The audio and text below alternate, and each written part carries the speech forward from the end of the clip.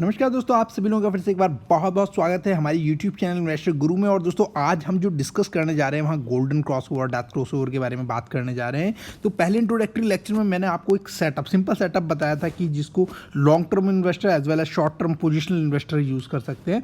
वहाँ पर मैंने आपको बताया था कि किस तरह चार्ट लगाते हैं, है ना। तो मैंने आप लोगों को बताया था कि आपको कैंडलस्टिक चार्ट लगाना है किसमें, वन डे के में, जहाँ पे जो टाइम ड्यूरेशन लेंगे आप एक दिन की ड्यूरेशन लेंगे। और साथ ही मैंने आपको बताया था कि वहाँ पर आपको दो इंडिकेटर्स यूज़ करने हैं, SMA simple moving average for 50 days और दूसरा SMA फॉर 200 डेज। ओके, तो एक्चुअली ये क्या बताते हैं, SMA हमें बताता है कि मान लीजिए इस पर्टिकुलर पॉइंट पे हमें चेक करना है, तो इस पर्टिकुलर पॉइंट पे पिछले 50 डेज में, है ना, 50 पॉइंट्स पे क्या क्लोजिंग आपका प्राइस रहा था, है ना। क्लोजिंग, ओपनिंग और हाई कोई भी रह सकता है, क्योंकि एक कैंडलस्टिक में एक क्लोजिंग होता है, एक ओपनिंग होता है और एक हाई होता है और एक हाफ होता है। तो किसी को भी हम बीच में कंसीडर कर सकते हैं। मैं यूजुअली क्लोजिंग प्राइस को कंसीडर करता हूँ। तो जो आपका क्लोजिंग प्राइस है ना, जो उसके जो है पिछले 50 दिन के क्लोजिंग प्राइस के जो है उसको ऐड करो और फिर उसको 50 से डिवाइड कर दो, तो जो आपका एवरेज निकल के आता है वो पर्टिकुलर पॉइंट बताता है सिंपल मूविंग एवरेज में। ओके, तो ये 50 दिन का जो सिंपल मूविंग एवरेज है, इसके अगर पॉइंट्स को आप ऐड करते चले जाओगे तो ये आपका एक ग्राफ बन के आ जाएगा, है ना। और ऐसे ही करके 200 में, तो 200 में क्या होगा, पर्टिकुलर पॉइंट पे पीछे के 200 पॉइंट्स का प्राइस, है ना, उसको प्लस करो और फिर उसके बाद 200 से इसको डिवाइड कर दो, जो एवरेज प्राइस आएगा उसके बाद, जो that is called 200 simple moving average.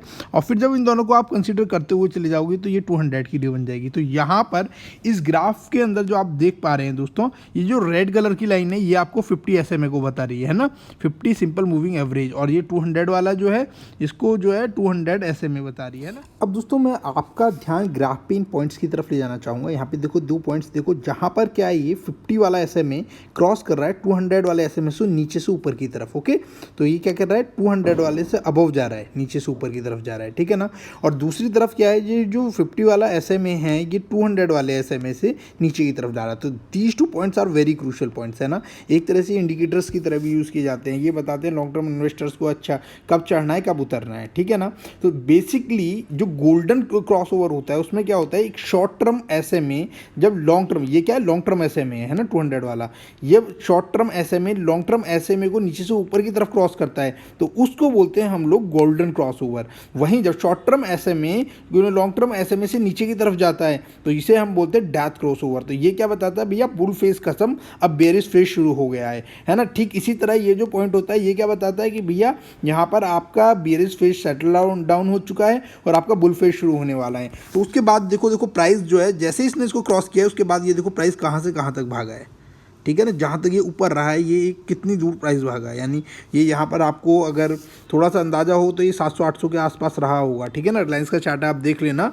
One day पे लगा के, और फिर उसमें देखना कि जब ये क्रॉसओवर गोल्डन क्रॉसओवर बनता है तो उसके बाद यूजुअली एक ब्रेकआउट मिलता है। ब्रेकआउट मतलब सडन चेंज ऑफ प्राइस आपको देखने को मिलेगा, एक लंबा प्राइस चेंज शिफ्ट आपको देखने के लिए मिलता है और ये कंटिन्यू रहता है। तो यूजुअली लोग क्या है, इसको एक तरह से एंट्री और एग्जिट भी कंसिडर कर लेते हैं कि जहाँ पर ये इस तरह SMA होता है, यानी आपका 50 SMA में 200 से नीचे की तरफ जाता है, डेथ क्रॉसओवर पे वो अपने पैसे को निकाल लेते हैं और सिंपल क्रॉसओवर पे चढ़ जाते हैं। अब आपको करना क्या है, एक होमवर्क दे रहा हूँ मैं आपको, आपका जो अपना स्टॉक है उसको खोलना है ना, और उस पर 200 SMA लगाना है, ठीक है ना। आपको जो है 50 SMA लगाना है, अलग अलग कलर कर लेना, बाय डिफ़ॉल्ट एक से ही कलर रहते हैं, है ना। और चार्ट्स लगाना, चार्ट पे आप सेट कर ही लेना, जानते ही होंगे, नहीं जानते हैं तो आप मेरी पिछली वीडियो देख सकते हैं जिसमें मैंने चार्ट्स को लगाना अच्छे से बताया है, ठीक है ना। फिर उसके बाद आप मुझे बताना कि आपके इसका लास्ट टाइम गोल्डन क्रॉसओवर कब बना था, है ना।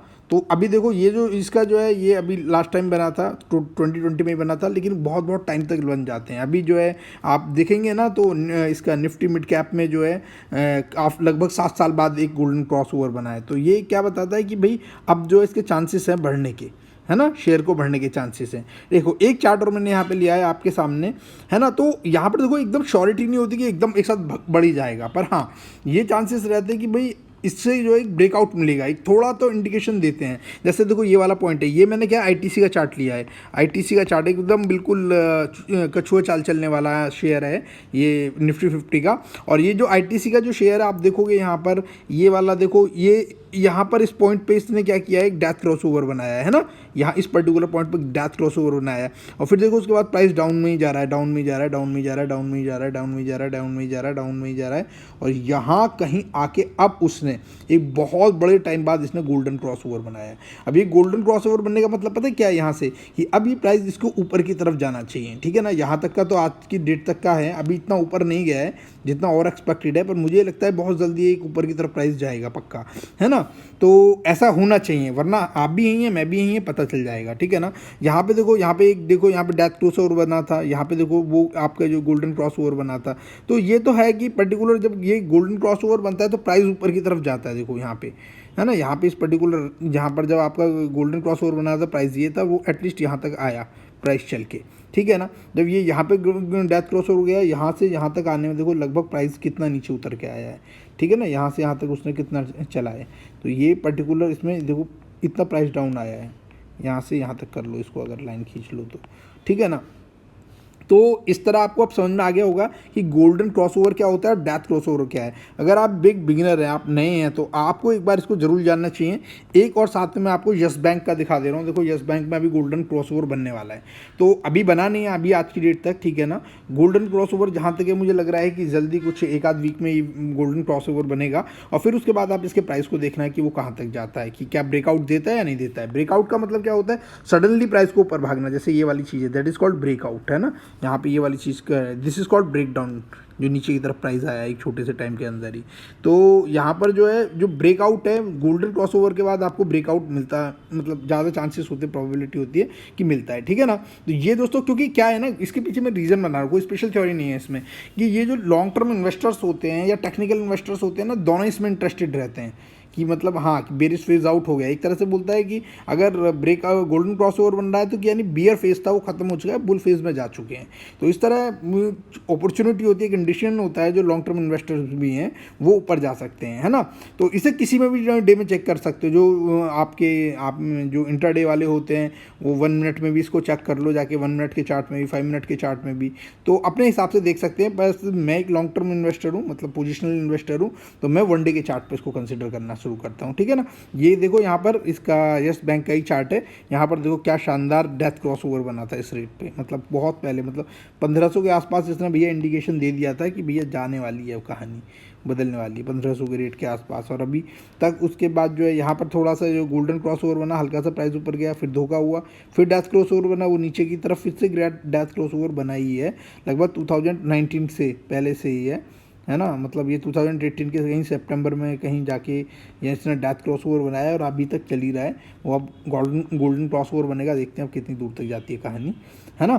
तो अब ये मतलब ये इस तरह आपको देखने को मिल सकता है, तो आप ट्राई कर सकते हो। ये मैंने एक अपने एनालिसिस है।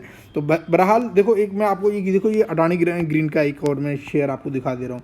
ये अडानी ग्रीन का शेयर देखो, इसने क्या है, कहाँ कब बनाया था, इसका जो ये लगभग 50 और 60 पे इसने बनाया था, 50-60 रुपीज़ पे गोल्डन क्रॉसओवर यहाँ पे कहीं बनाया था 50-60 पे। तो वो अभी देखो क्या है, यहाँ तक ये भाई साहब ये ऐसे बुल ड्रेस में भागे कि आपको पता है कि अभी तक नीचे नहीं उतरे हैं, और बहुत ही खतरनाक स्तर पे पहुँच चुका है इनका पी रेशो भी, तो आप लोग देख सकते हो, ठीक है ना।